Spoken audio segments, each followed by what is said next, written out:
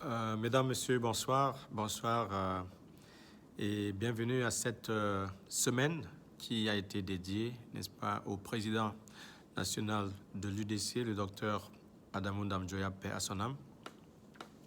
Alors, c'est une semaine très chargée et je viens comme ça pour essayer de méditer à ma façon sur son patrimoine et son héritage politique qu'il a bien voulu nous laisser. Je vous parle ici, n'est-ce pas, à partir de la salle de classe. C'est vraiment symbolique. C'est vraiment symbolique parce que vous allez voir, je ne sais pas si c'est possible de voir, derrière moi, j'ai une image de lui, n'est-ce pas, à une conférence à Tel Aviv. Et j'aimerais que les uns et les autres retiennent, n'est-ce pas, du docteur Adamou Ndamjoya, beaucoup de choses. D'abord, en tant que diplomate, ensuite en tant qu'enseignant, ensuite en tant que leader politique et beaucoup plus en tant que père et guide pour beaucoup, n'est-ce pas, de nos compatriotes qui aspirent à la démocratie, qui aspirent à la paix, qui aspirent au changement. Alors, je suis le docteur Abdoulaye Lazine Charé. Je vous ai souvent entretenu sur beaucoup de sujets, mais aujourd'hui, nous sommes dans une ambiance de méditation par rapport à l'âme, n'est-ce pas, de ce grand personnage que nous avons perdu, ce leader charismatique qui nous a appris autant de choses. Pourquoi est-ce que c'est important de se rappeler de lui sous ces différentes casquettes? Déjà parce qu'il représente un modèle pour des jeunes comme nous qui avions été aux côtés de lui, qui avons essayé de lui poser des questions pour essayer de donner un sens à la vie, pour donner aussi un sens au combat politique. Lorsqu'on est Camerounais, on a parfois l'impression d'être abandonné à soi-même parce qu'on regarde autour de nous et on a très peu de modèles au sein de l'ancienne génération qui pourraient nous donner de l'inspiration et de la voie par rapport à ce que nous devons faire pour améliorer les conditions des jeunes qui viendront dans les prochaines générations. Mais ce n'était pas le cas du docteur Adamou Ndamjoya parce que je peux parler de ma propre expérience. Je ne veux pas parler de tout le monde. Je sais qu'il a été un père, je sais qu'il a été un mentor pour beaucoup d'entre nous, mais je veux parler de manière personnifiée, en sorte que les uns et les autres qui ont l'habitude de me comprendre sachent que dans la vie, il y a très peu de modèles que l'on peut copier, mais le docteur Adamou Ndamjoya était un modèle pour nous. Un modèle déjà parce qu'il est un personnage charismatique, déjà sur le plan de l'éducation. Je me rappelle de notre dernière rencontre ici aux États-Unis à Harvard University. Le président national de l'UDC n'avait jamais été aussi content dans ce contexte où nous nous sommes rencontrés en famille. C'était à l'occasion de la soutenance de mademoiselle Amira Ndamjoya à Harvard University, à Boston, où elle soutenait sa maîtrise en urbanisme. Alors, c'était symbolique pourquoi? C'était symbolique parce que Honorable Tomaino Ndamjoya, elle était aussi là. Mon épouse était là. Mon petit enfant, Faris Amarion Charé, il était là. Et le docteur Adamou Ndamjoya a porté cet enfant pendant 2 heures de temps, presque 2 heures de temps, et l'enfant n'a pas pleuré durant tout ce temps. C'était extraordinaire parce que je me rappelle quand nous étions en train de rentrer, immédiatement que nous avons pris la route, l'enfant avait commencé à pleurer jusqu'à la maison. Pourtant, nous avons passé 2 heures ensemble. 2 heures, il était entre les mains du président national et l'enfant n'avait pas pleuré. Alors, c'était un moment symbolique pour moi et ma famille. Pourquoi? Parce que, vous savez, quand je fais mes premiers pas à l'université, mon père Mon père était un paysan.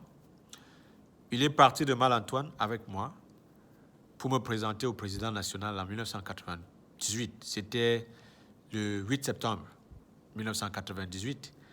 Donc, je faisais mes premiers pas à l'université. Je ne pouvais pas savoir qu'est-ce qui m'attend, quelles sont les dispositions intellectuelles que je peux prendre et qui peut même m'orienter, n'est-ce pas, dans une telle aventure. Alors, mon père, ayant toujours fait confiance donc au président national, il m'a dit, mon fils, je vais aller voir le président national et je vais te le présenter. Et je vais te le confier comme son fils. Comme ça, il va te dire des choses. Et à partir de ça, tu pourras te battre comme je sais que tu es capable de le faire. Nous sommes donc allés à la montagne Anne Rouge et nous avons croisé donc le président national autour de 16 heures dans son bureau. C'était un moment historique pour moi. Tout simplement pourquoi?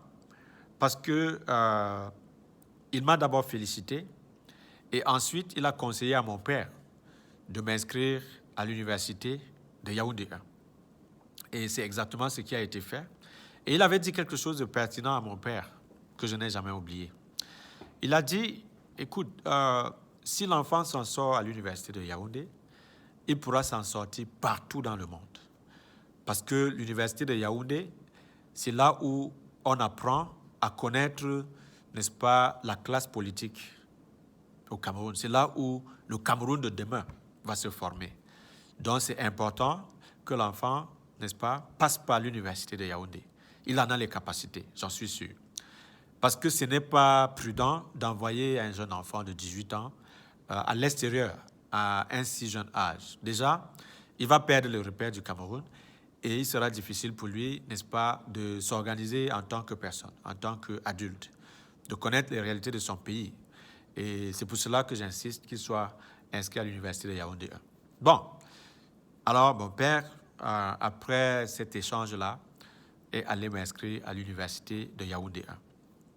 Alors, de 1998 à 2006, je suis allé à l'université de Yaoundé et j'ai obtenu donc, en 2005, le diplôme d'études approfondies à l'université de Yaoundé 1. Après, dans ce diplôme-là, je me suis engagé, parce que j'étais vraiment ambitieux, de faire ma thèse de doctorat d'État à l'extérieur du pays, et plus précisément aux États-Unis. Alors, à partir de là, c'était un peu plus difficile parce que, vous savez, au Cameroun, lorsque vous atteignez un niveau très élevé, déjà, financièrement, c'est épuisant. Et ensuite, si vous n'avez pas un cadre qui puisse, n'est-ce pas, vous orienter, ça devient impossible. Dans mon cas, j'avais eu la chance de tomber sur des enseignants qui avaient été aux États-Unis, qui m'encadraient dans ce cadre-là. Et je suis allé à l'ambassade des États-Unis personnellement, à la recherche, n'est-ce pas, des voies et moyens pour trouver des bourses de recherche, n'est-ce pas, sur le sol américain. Avec beaucoup de chance, j'ai été mis en contact avec des professeurs américains, comme les professeurs Noam Chomsky, les professeurs Chris Collins, les professeurs Anas Abolchi, les professeurs Rishi Kane et les professeurs Alec Maras. Donc tout ce monde-là, j'ai été en contact avec eux par correspondance et ils m'ont demandé de leur envoyer un dossier qui n'était pas officiel pour qu'ils jugent mes chances, n'est-ce pas, d'être retenu dans une grande université américaine. C'est exactement ce que j'avais fait. Lorsque j'ai envoyé dans tout ce paquet-là, il fallait que je dépense dans les 75 000 pour que ce paquet parvienne aux États-Unis. Parce que dans le paquet, il y avait mes deux thèses, la thèse de maîtrise, la thèse de DEA, et un livre que nous avons publié, mes relevés de notes et les lettres de recommandation de tous les enseignants qui m'ont encadré au département linguistique. C'était au nombre de 4. Alors, j'ai donc mis tout ce paquet et je n'avais pas les 75 000 avec moi pour que ce dossier parvienne à New York University.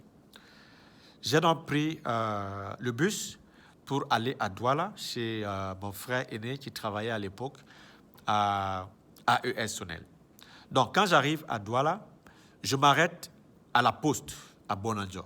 Quand j'arrive là-bas, donc, avec ce paquet, je n'avais pas d'argent, je n'étais pas encore arrivé chez mon frère à Bonabéry. Donc, je vais donc à la poste et Comme ça, je ne sais pas ce qui m'a amené ce jour là-bas. En traversant un bureau, j'ai vu un nom. Et le nom, c'était un nom Bamoun. Il s'appelait Monsieur Mefire Abdou. Donc, je me suis arrêté pour saluer le monsieur et il m'a reçu dans son bureau. Et il me dit, qu'est-ce que tu fais ici? Parce qu'il ne me connaissait pas. J'ai dit, bon, voilà, je suis Abdoulaye Lazune Charé.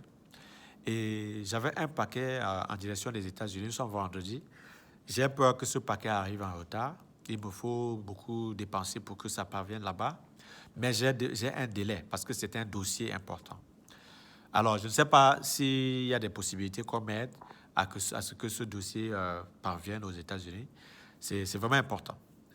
Le monsieur a pris ce dossier-là et il a acheminé cela aux États-Unis sans me demander 5 francs. Je dis 5 francs. Ce jour, je ne peux jamais l'oublier.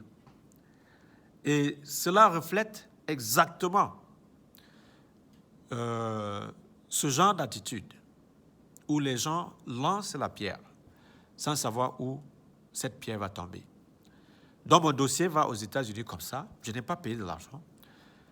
Et en avril, n'est-ce pas, 2006, j'obtiens une lettre d'admission à New York University avec toute la bourse pour 6 ans. Pourquoi est-ce que je vous explique ceci? C'est pour vous dire que l'éducation que le docteur Adamou Damjoya nous a recommandé de suivre, de ne pas faire attention à ce que les gens racontent, d'être persévérant, de beaucoup sacrifier sur le sentier de l'éducation. C'est ce miracle-là qui constitue la clé de voûte de tout le combat que nous menons aujourd'hui. Aujourd'hui, les gens peuvent se sentir découragés, démoralisés, parfois paralysés. Mais ce qu'il y a d'important dans chaque combat, c'est de comprendre que la lutte politique, c'est comme une course de relais. Et dans une course de relais, il y a un souci de collaboration. Il y a un souci de cohabitation entre les générations. C'est pour cela que la photo que j'ai partagée avec vous cette semaine, c'est une photo qui parle beaucoup. Le docteur Adamou Damjoya était conscient qu'il avait toute une armée autour de lui.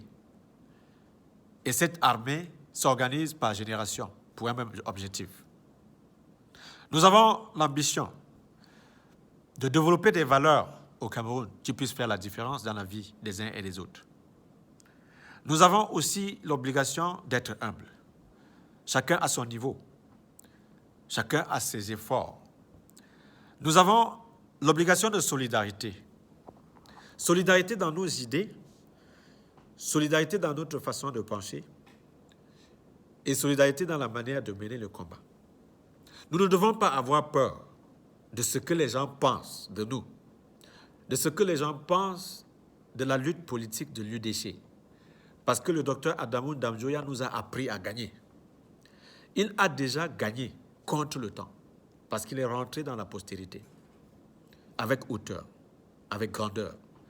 Il est rentré dans la prospérité à travers ses enseignements, à travers son éducation et à travers sa façon de voir, sa philosophie de vie. Le docteur Adamou Damjoya n'était pas quelqu'un d'arrogant. Il avait une grande humilité.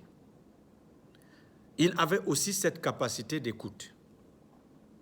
Parce qu'il prenait tout le monde comme un interlocuteur, même ses adversaires.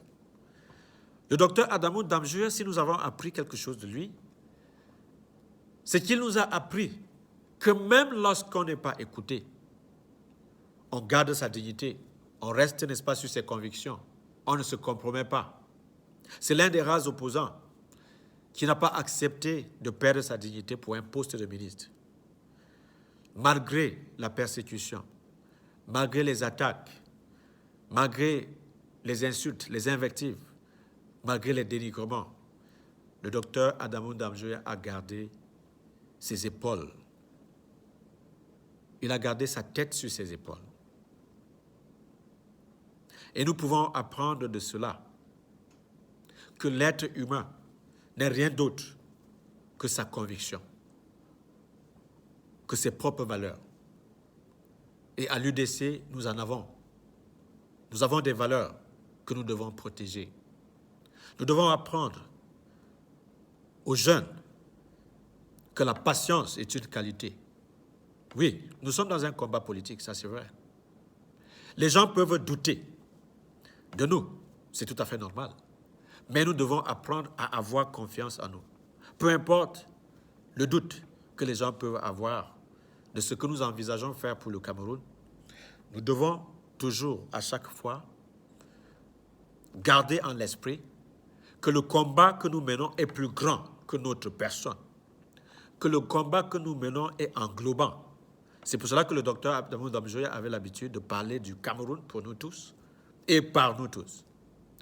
C'est donc un effort de solidarité.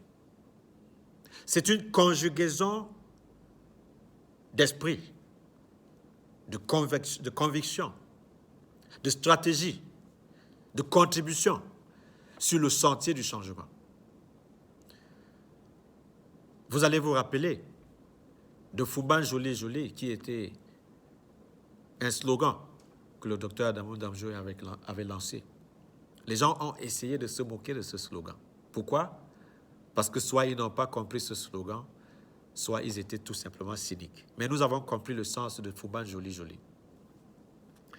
Le Fouban Joli Joli dont le docteur Adamou Damjoya nous parlait, c'est ce Fouban-là où les gens s'engagent pour une cause qui est plus grande que nous-mêmes. C'est un engagement en faveur du bien-être. C'est une lutte pour l'intérêt général. C'est cet effort de toujours embrasser les valeurs de l'éthique républicaine. Même dans l'adversité, nous devons garder le sourire, comme le docteur Adamou Damjoya. Il nous a dit qu'on pouvait faire la politique en chantant. C'est pour cela que nous sommes si confiants. C'est pour cela que nous nous battons avec beaucoup de conviction et surtout avec beaucoup de passion. Parce que nous sommes conscients que ceux qui ont déjà perdu, c'est ceux-là qui n'ont aucune cause. Ceux qui ont déjà perdu, c'est ceux-là qui n'ont pas le sens de ce dont ils se battent. Nous sommes en avance sur nos adversaires, tout simplement parce que le chemin a été tracé durant au moins 30 ans. De 1991 jusqu'en 2021, nous avons de l'expérience. Le changement dont il est question, c'est un changement des institutions. C'est un changement de la manière de faire. C'est la consolidation des institutions fortes. Et l'UDC est inscrit dans la dynamique de la construction nationale avec des valeurs républicaines. La démarche non violente que le docteur Adamou Damjoya a autant prônée, ce n'est pas de la faiblesse. C'est d'ailleurs plutôt la force. Parce que d'aucuns ont pensé qu'il suffisait de descendre dans la rue pour prendre le pouvoir. Cela ne s'est pas matérialisé. D'ailleurs, ceux qui ont pris les armes sont en train de souffrir dans leur chair. Le docteur Adamou Damjoya, en tant que diplomate, avait beaucoup privilégié le dialogue. Les gens en ont profité pour dire des choses qui ne sont pas plaisantes, pour croire que le dialogue dont il est question, c'était une forme de naïveté ou de faiblesse. Non. Il faut avoir beaucoup de courage pour aller s'asseoir vers une table de négociation. Le gouvernement en place aujourd'hui a beaucoup plus peur du dialogue que de la guerre. Parce qu'à chaque fois que les gens ont pris les armes, cela donne la possibilité au gouvernement de décréter la loi martiale pour éteindre toutes les velléités, n'est-ce pas, insurrectionnelles dans notre pays. Voilà pourquoi nous sommes dans l'impasse au Cameroun. Voilà pourquoi le climat géopolitique est incertain au Cameroun. Voilà pourquoi la décentralisation, qui était une inspiration du docteur Adamou Damjoya, est bloquée. Voilà pourquoi nous devons continuer à travailler en sorte que les idées qui ont été celles, n'est-ce pas, développées par le docteur Adamou Damjoya soit vulgarisé déjà dans la conscience de la jeune génération au Cameroun et surtout dans la conscience nationale. Nous avons des convictions qu'avec l'Union démocratique du Cameroun, bien entendu, ouvert à d'autres sensibilités politiques dans une forme de pacte républicain, comme une équipe, comme aimait, n'est-ce pas le dire, le docteur Adamou Damjoya, nous parviendrons à des résultats positifs. Nous remercions au passage Honorable Tomaino Damjoya, qui est en train de prêcher par l'exemple. Elle nous montre qu'elle était une étudiante assidue, une camarade assidue auprès du docteur Adamou Damjoya. Sinon, si elle n'avait pas été là, nous qui sommes distants, nous qui ne sommes pas dans le secret de certains dossiers, derrière qui est-ce que nous nous serions pointés pour continuer le combat?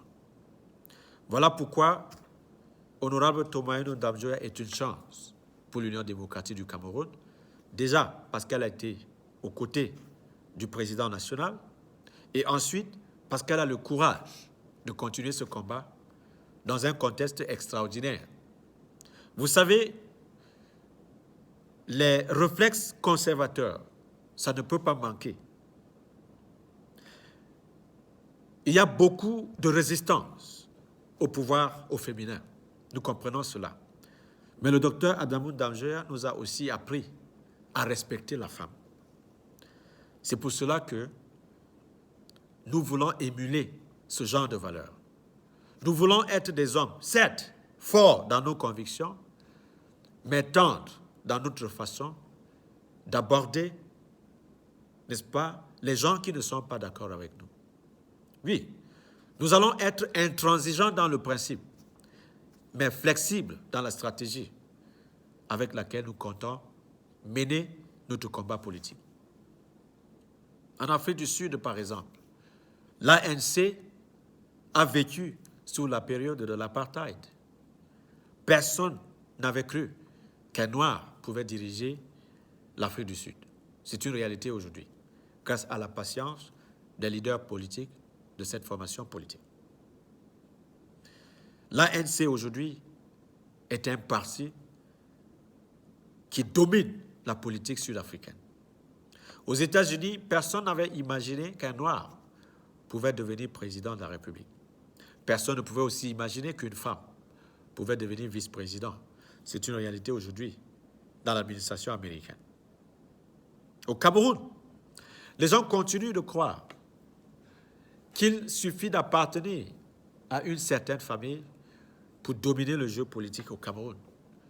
Les gens continuent à croire qu'il faut militer nécessairement pour le parti au pouvoir pour dominer le jeu politique.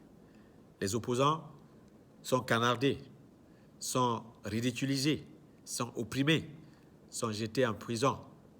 Pourtant, nous voulons le changement. Nous ne pouvons pas être cyniques. Nous allons continuer ce combat avec beaucoup de détermination.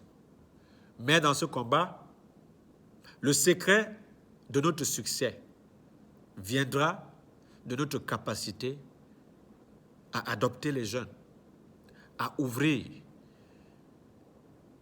notre jeu sur le terrain politique, à essayer de nous adapter face aux enjeux démocratiques, à la modernisation du système politique et de nous arrimer aux normes internationales.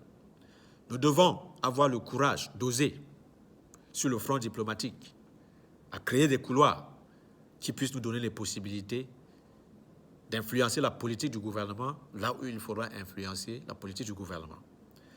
Voilà pourquoi l'UDC est une chance.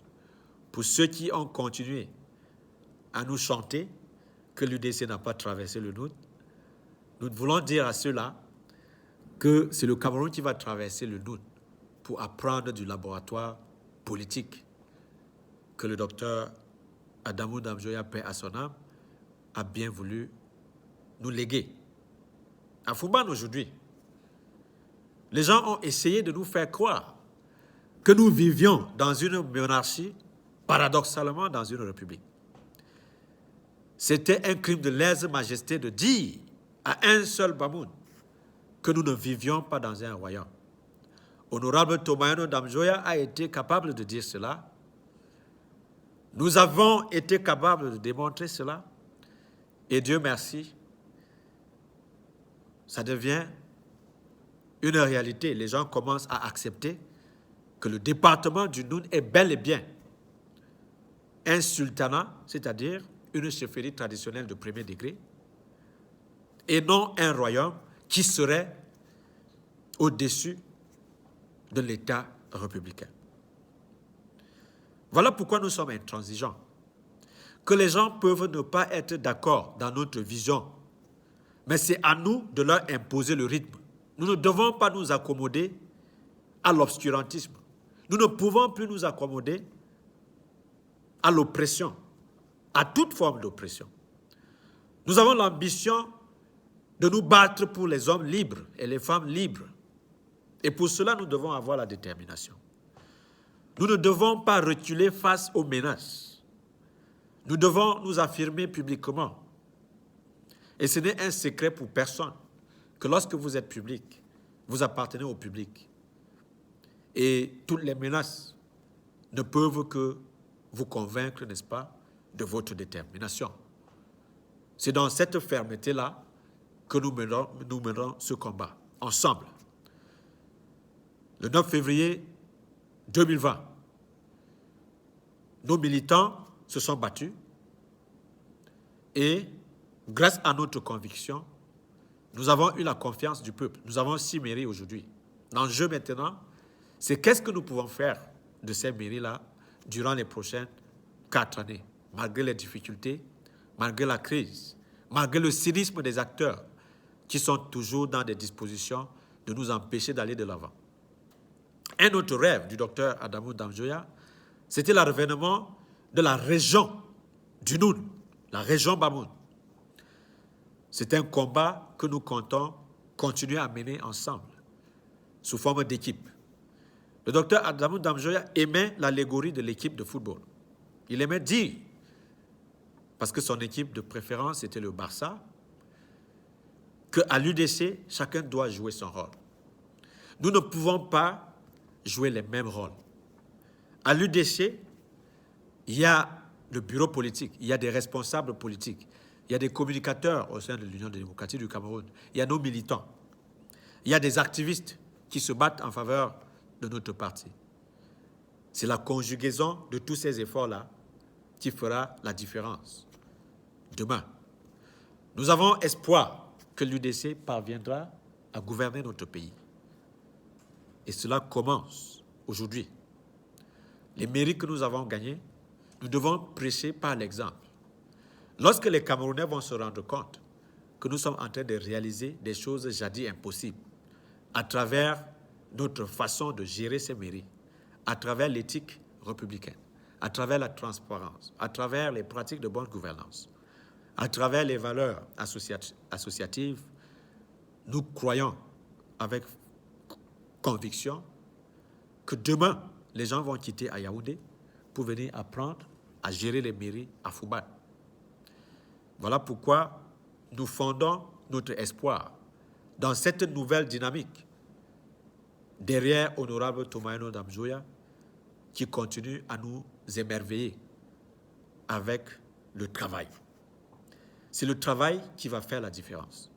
Peu importe votre statut à l'intérieur de l'Union démocratique du Cameroun, soyez le meilleur de vous-même. Donnez le maximum de ce que vous pouvez pour faire avancer la cause de notre parti.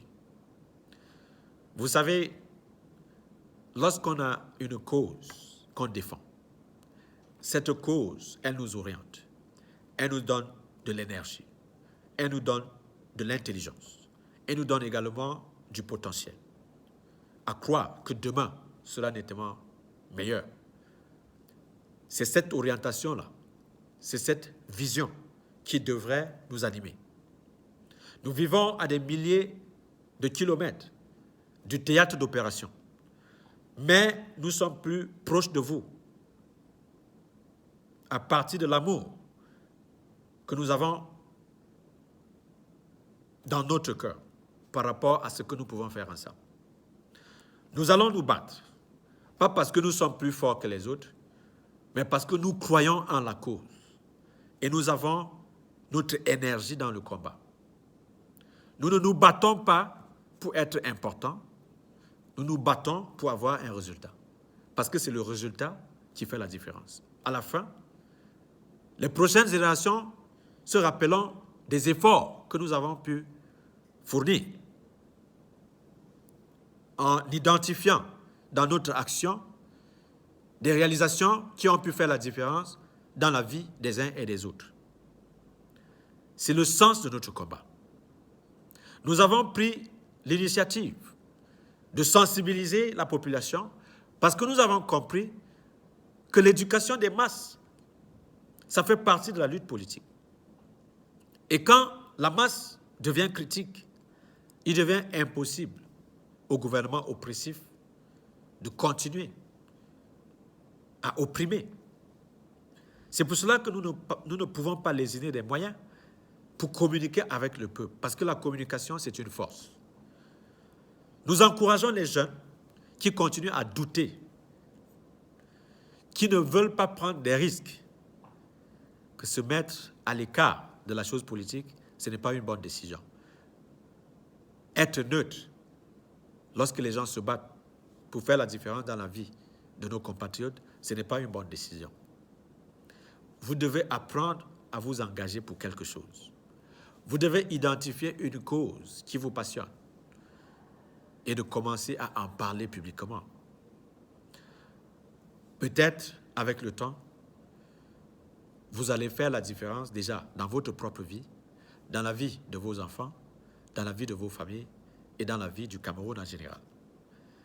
Nous sommes convaincus que le docteur Adamou Damjoya a planté une graine, la graine de la démocratie au Cameroun.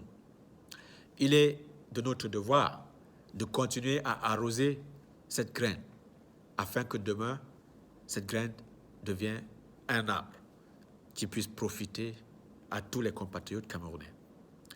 Donc, je ne pouvais pas être absent à cette conférence qui était organisée pour célébrer ce leader, ce guide, ce mentor, ce papa qui nous a beaucoup aimés et qui a continué à nous conseiller jusqu'à ce que Dieu décide de le reprendre.